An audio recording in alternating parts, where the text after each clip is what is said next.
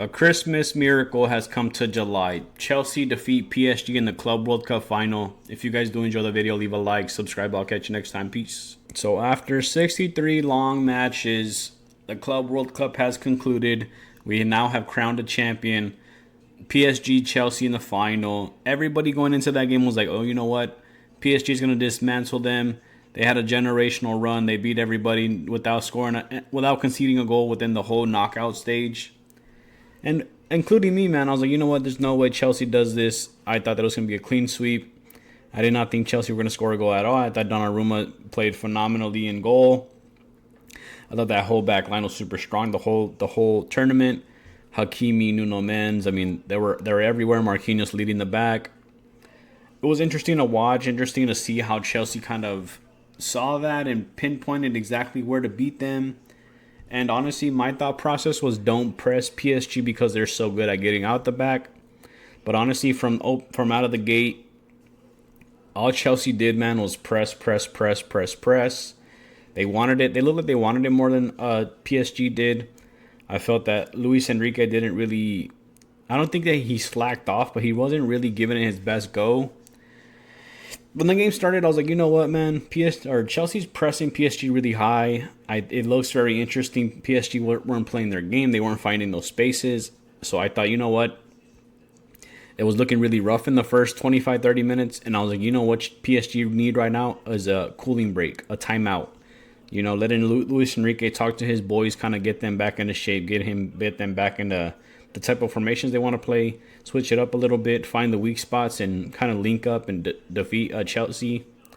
But that didn't happen. I mean, cooling break came, same sort of thing. Chelsea were revitalized, super confident, continued to be that way throughout the whole game. But I want to talk about as a big reason why Chelsea won that game. Obviously, like I said, the pressure was super high on PSG. A lot of players were miscontrolling the ball, a lot of bad touches, a lot of giveaways. But for me, number one, man, was Nuno Mendes. Nuno Mendes was probably one of the worst players on the pitch. He obviously had a long ball thrown to him. He headed it onto Joao Pedro's pass. And he goes in and makes an easy tap in for somebody. I forget who it was, but it was an easy goal for them just because of Nuno Mendes' bad defending. So this whole tournament, he did super well. This whole summer, I would say, ever since the Champions League final, he locked up Salah, Saka, Lamine Yamal. And he was having a damn near perfect summer until he met Cole Palmer. And Cole Palmer's so calm and cool on that ball.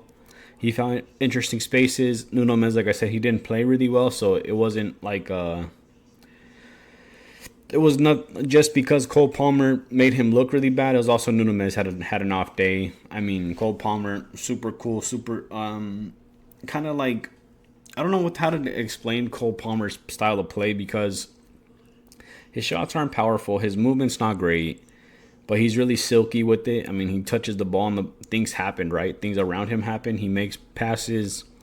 Those front three of Cole Palmer, Joao Pedro, and Pedro Neto, they're just really strong. They know where to create spaces. They kind of they put PSG in a position to counter them in terms of because Hakimi pushes up so high, because Nuno Mendes can get caught up so high.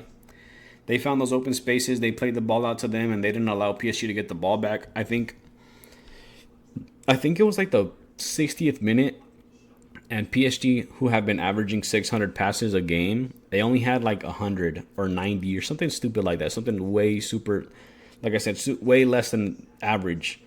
And they kind of felt that way the whole type of game where Chelsea were just dominating them. They were keeping the ball away from them. They didn't let them get the ball. So PSG kind of turned into this one-dimensional football type team. And that's not their play style. And Cole Palmer found interesting spots into the box. I thought that Donnarumma was going to be a lot stronger in goal. But for some reason, those Cole Palmer shots were outside of his reach. Hugged against the post. Good finishes, to be fair. I mean, ultimately, Chelsea beat them. What was it, 3-0? 3-0. And 2 goals from Cole Palmer. Obviously, Cole Palmer, man of the match. And then Reece James was like, you know what, man? I called it. We'll surprise a lot of people. We're looking forward to Sunday. Those were his messages, his words. Chelsea captain. For me, the signing that I wanted Real Madrid to make. I forget who was a big friend of Reece. I think it was David Alaba or somebody else, but they're big friends with Reece. Maybe it might have been Vinny. I don't remember. But I wanted Reece James over Trent Alexander-Arnold, but we ended up getting Trent. I like Reece James. He played a great game too. A lot of like the intricacies, like Enzo Fernandez had a great game. I think he played really hard. Honestly, all of Chelsea's whole starting 11 played really strong. They defended pretty well. There was a couple chances that PSG had in the beginning with Desiree Doué and Hakimi, and that was one of the ones that Cucurella blocked off. And man, honestly, I'm glad that Chelsea won. It was kind of like a shock to the whole world. Like I said, even for me, I had PSG winning this game pretty comfortably.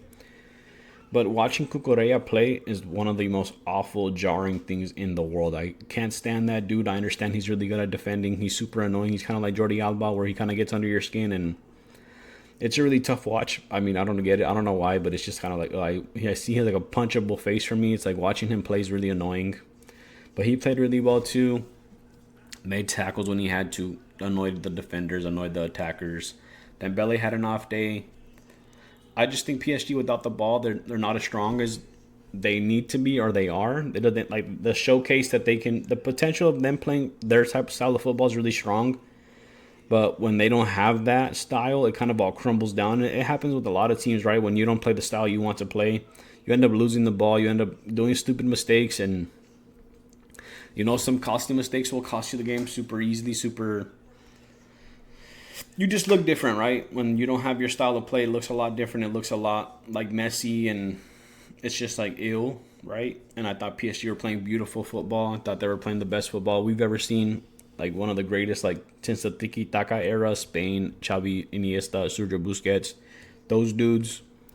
But honestly, having Chelsea win is kind of like it's refreshing, right? You don't want the same teams to constantly be winning. If PSG would have won the treble and all these other things, it would have been like, yeah, well, they're the top dogs. They're tough to beat. As a Madrid fan, understand that Real Madrid kind of dominate the Champions League competition, but everywhere else is kind of like a toss-up because they don't take it as seriously. But imagine if Real Madrid won the Champions League, La Liga, Copa del Rey, and then every other domestic international cup. It would be a lot different, right? It would be a lot less. The sport would be more boring, is what I'm trying to get at. It would be not as fun to watch because you know who's going to win, and Chelsea winning out of the woodwork is, like I said, nobody had that coming. Nobody saw that coming. But that's it for today's video. If you guys did enjoy, please leave a like, subscribe. I'll catch you next time. Peace.